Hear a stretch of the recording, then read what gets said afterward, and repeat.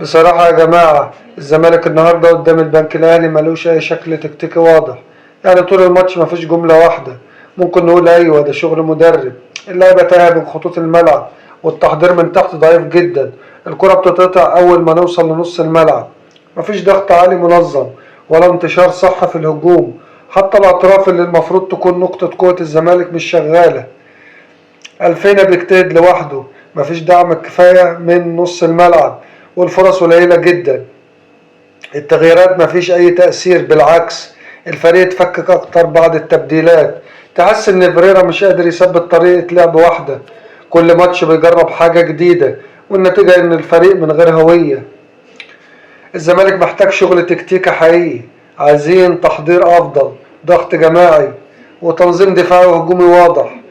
من غير ده مش هنقدر نرجع للمنافسة. قولولي بقى في الكومنتات، هل المشكلة في فيريرا نفسه ولا في اللعيبة اللي مش منفذة فكره؟